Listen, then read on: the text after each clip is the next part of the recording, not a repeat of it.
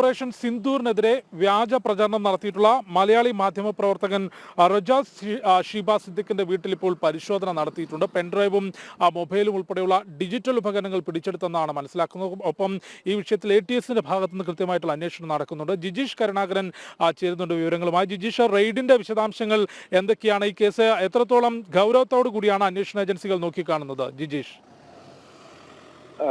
റജാസും സിദ്ദിഖിയെ പോലുള്ള അർബൻ മാവോയിസ്റ്റുകളുടെ പ്രവർത്തനങ്ങളെ അതീവ ഗൗരവത്തോടു കൂടി തന്നെയാണ് കേന്ദ്ര സംസ്ഥാന രഹസ്യാന്വേഷണ വിഭാഗങ്ങളും ഒപ്പം തന്നെ മറ്റ് ഇന്റലിജൻസ് സംവിധാനങ്ങളും എല്ലാം തന്നെ കാണുന്നത്. അങ്ങനെയാണ് റജാസിന്റെ കൊച്ചി എളമക്കരയിലെ വീട്ടിൽ ഇന്നലെ ATS മണിക്കൂറുകൾ നീണ്ട പരിശോധന നടത്തിയത്. ആ പരിശോധനയിൽ കണ്ടെടുത്ത ഉപകരണങ്ങൾ അല്ലെങ്കിൽ അതുമായി ബന്ധപ്പെട്ട തെളിവുകളുടെ വിവരങ്ങൾ കൂടി ഇപ്പോൾ പുറത്തു വരുന്നു. അതിൽ പ്രധാനമെന്ന് പറയുന്നത് മൊബൈൽ ഫോൺ അടക്കമുള്ള ഡിജിറ്റൽ തെളിവുകൾ അന്വേഷണ സംഘം പിടിച്ചെടുത്തിട്ടുണ്ട്. കാരണം സമൂഹ മാധ്യമങ്ങളിലൂടെയായിരുന്നു റജാസ് ഓപ്പറേഷൻ സിന്ദൂറിനെതിരെ വ്യാപകമായ പ്രചാരണങ്ങൾ നടത്തിയിരുന്നത്. പാകിസ്ഥാന് അനുകൂലമായും ഭാരതത്തിന് എതിരായുമുള്ള പ്രചാരണങ്ങളായിരുന്നു നടത്തിയിരുന്നത്. ഓപ്പറേഷൻ സിന്ദൂറിന്റെ പേരിൽ ഇത്തരത്തിലുള്ള പ്രചാരണങ്ങൾ നടത്തി എന്നത് മാത്രമല്ല, പഹൽഗാമിൽ നിരപരാധികളെ കൂട്ടക്കൊല ചെയ്ത ഭീകരവാദികളുടെ വീടുകൾ സൈന്യം അവിടെ തകർക്കപ്പെട്ടപ്പോൾ അതിനെതിരെയും പ്രതിഷേധങ്ങൾ സംഘടിപ്പിക്കാനുള്ള ആഹ്വാനങ്ങൾ നടത്തി. പല ഭാഗങ്ങളിലും ഇതിനുവേണ്ടി കൂട്ടായ്മകൾ സംഘടിപ്പിക്കാനുള്ള നീക്കങ്ങൾ